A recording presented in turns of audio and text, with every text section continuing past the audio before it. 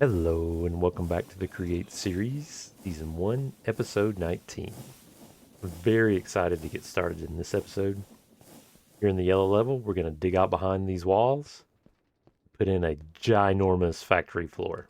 And in this factory, we're going to be making redstone dust, we'll be making brass, we'll be making redstone torches, we'll be assembling comparators, repeaters, pulse extenders, pulse repeaters, servers, electron tubes, all the things that we need to make bigger and better machines.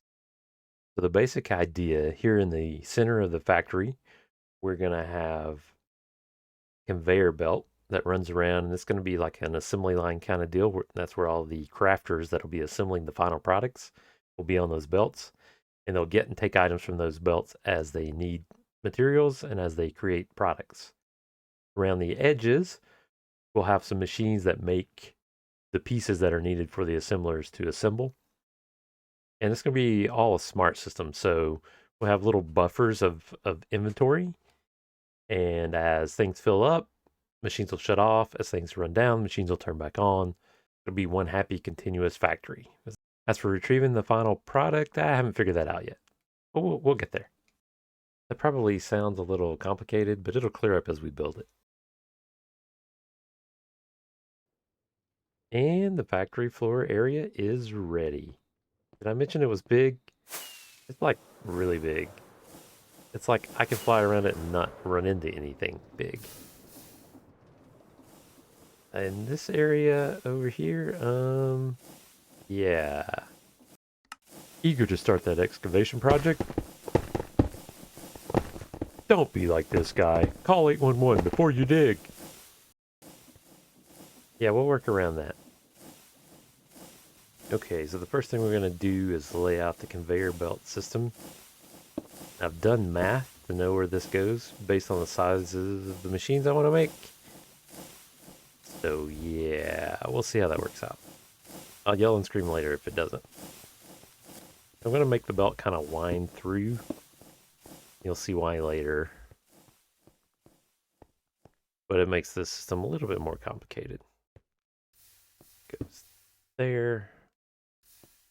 It's going to wind down that way.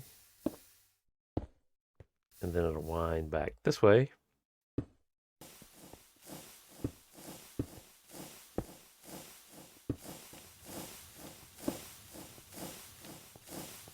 And there.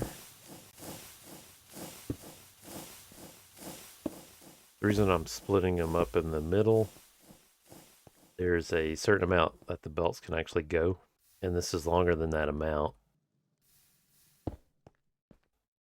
So I have to split them up just a bit. Here.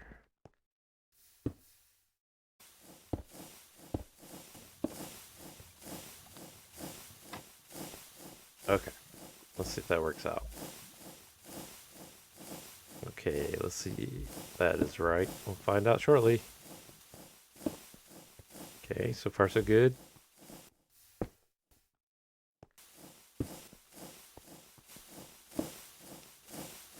Here we go. It's going to be one big continuous loop. We're going to have buffers on this side to store inventory. Yeah, let me get the drives hooked up.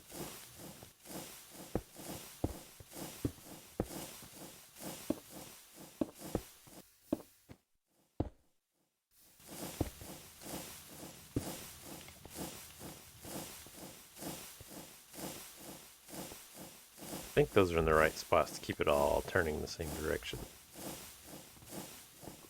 Let me pull up some power here and we'll check it out. Okay, so the resources will be in their vaults back here. I'll dump out on this belt. So go here, this belt's just to change direction. So they'll just be chilling on this belt. On this belt, if the item is used in crafting the final product, it'll be yanked off and poked into the crafter.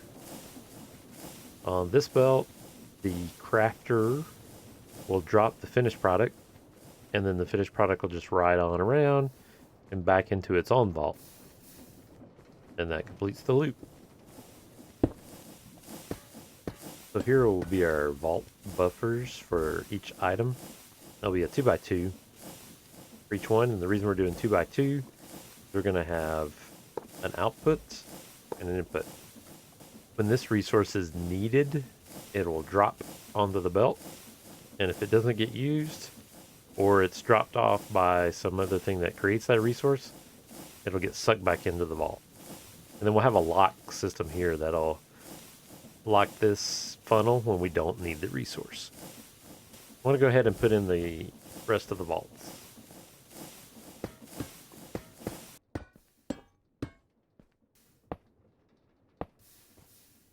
Alright, there we go. Unless my counting is bad, and it may be, we have enough to store 18 different types of resources.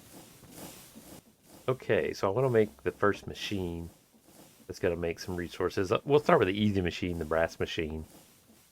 I'm going to need a heated mixer, and that's remember why we put in the lava tanks. We need to get this lava into our factories somehow. So what if we just ran a belt across, and then we could run we could run the belt across here, and then run a belt back to return the buckets. Let's see if that. This, oh, that's perfect. Yeah, I planned that. Yeah, I planned that. So let's try that. Let's go with that. We'll go with one here. We'll go out as far as we can. Remember, there's a maximum of 20. That's 1, 2. Okay. So we'll run one along the top. That will deliver lava buckets out. And then this one will bring empty buckets back. There, that there.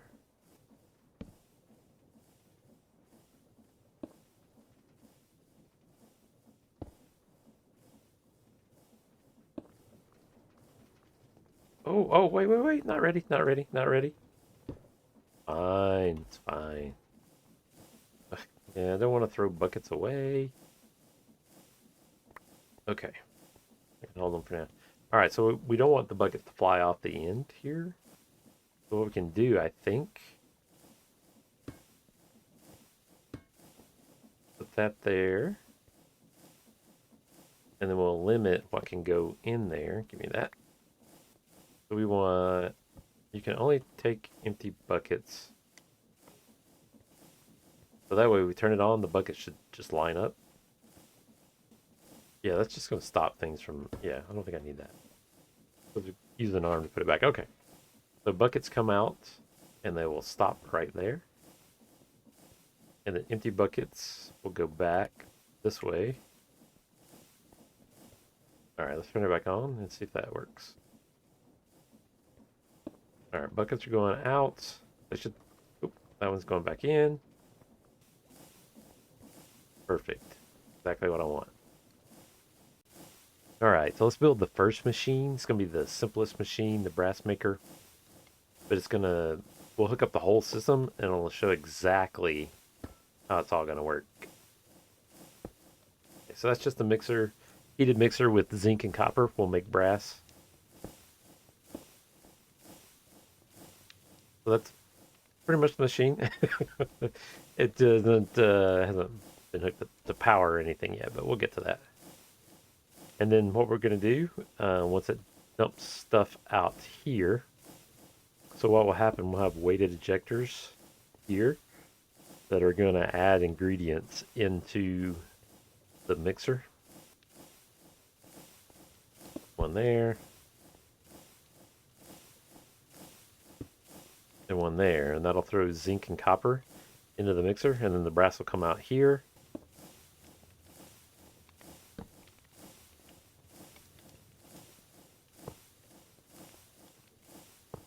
And that'll just, we're going to buffer that so that we can wait till we get a full stack. And we're going to throw that on a weighted ejector that just puts it right back on the belt.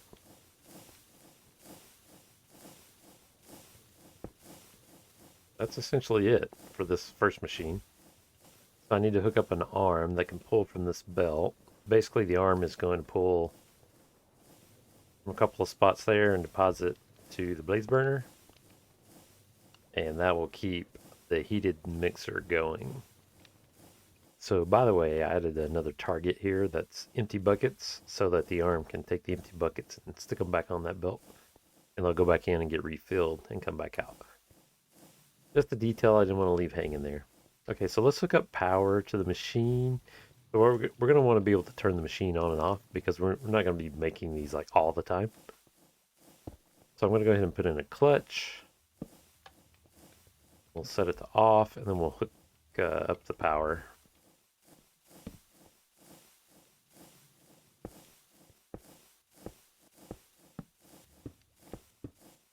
Okay, I just need to hook up power to this guy.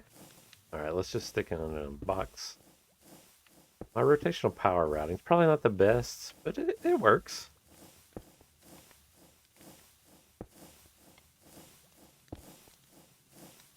There we go. I don't know if that might block this tossing. We'll see. If it does, I'll reroute it to some other along the floor or something.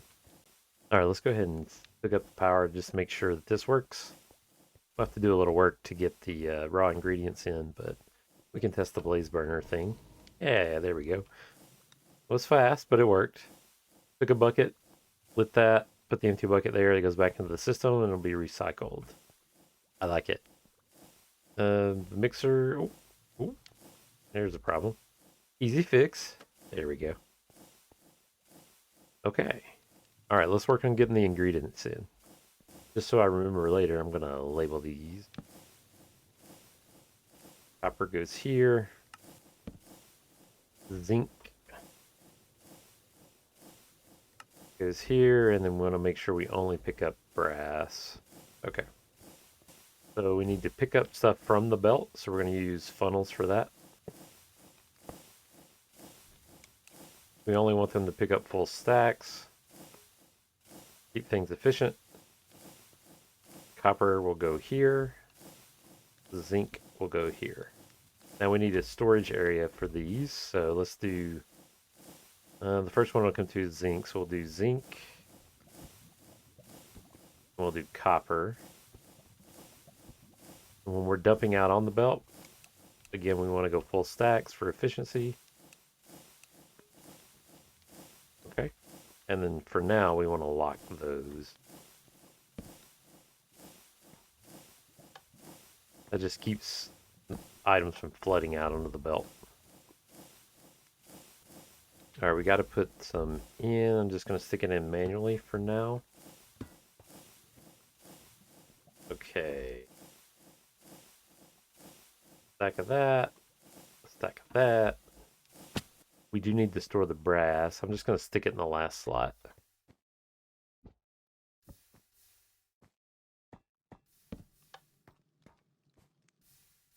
I think this might work. Alright, so we can turn this on. Hook this back up. Put those on opposite. I didn't know those were directional all this time. Alright, let's add some zinc. There it goes. Alright, so this should toss into the mixer. Oop. Excellent. Copper. There we go. Ah, that's what I was afraid of. Blocked. Not running as it wasn't even hooked up anyway. Okay. Let me reroute that. Okay, rerouted that. Like it should have been. Send out some copper. Try this again.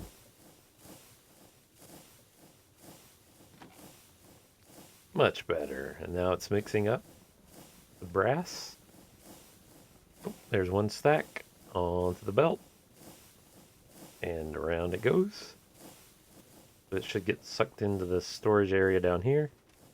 Excellent. Okay, so there was one issue that I noticed. Even though that first stack landed and went around, the second one didn't get launched. And I think it's because CreateMod was seeing this as a zinc only spot. So it didn't throw the brass there. So I just added an additional belt. for the finished product to hit and go around. And I think that'll work fine. I'm just going to test it again real quick. Okay, there's one stack. I didn't watch it very well, but it is there. And there's the second one. Okay, so that works a lot better. So I'm just going to go with that. Now this is all well and good, but obviously we don't want this to run all the time. And obviously we don't want to go over here and have to hit these levers every time that we want some resources to be delivered. So let's build in some automation to make that work. So imagine if these vaults were to receive signals of when they should unlock. Okay, so this one's for copper. And this one is for zinc. If this were turned on by default, when it got a signal to turn off, it would release copper and zinc onto the belt. Okay. Now, I've done some timing, and it takes about a minute for this thing to process a stack of each zinc and copper and turn that into 2 stacks of brass. So we really want this thing to only drop out raw resources about every minute. If we just let it fall out all the time, then it would flood the belt with resources and other machines wouldn't be able to get their resources onto the belt. We really want it to fall out every minute. So how can we do that? So one way to do that is to make a little simple timing circuit. And these pulse repeaters are absolutely perfect for this. So we can set this for any amount of time that we want. For demonstration, let's say every 3 seconds. I'm going to put a torch here. It's going to charge that up, and after 3 seconds, we'll get a pulse out. It'll charge up again, and a pulse out. That's perfect because we want the vaults to be pulsed every 1 minute. Problem is, the vaults need to be locked by default, so those redstone links need to be on, and this is off, and it is only pulse on. Now we could invert it, but an easy way to do that is just use the torch output here.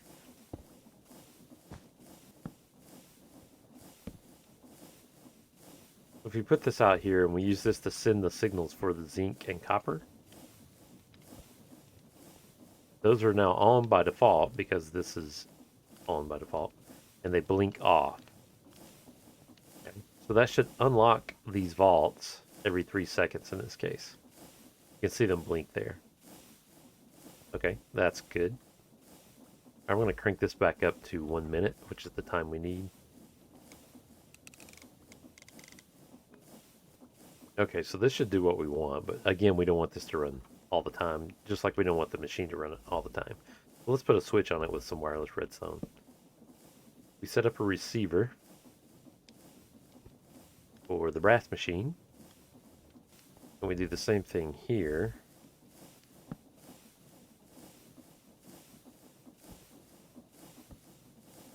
And then we can have a switch somewhere. I'll just put it here for now.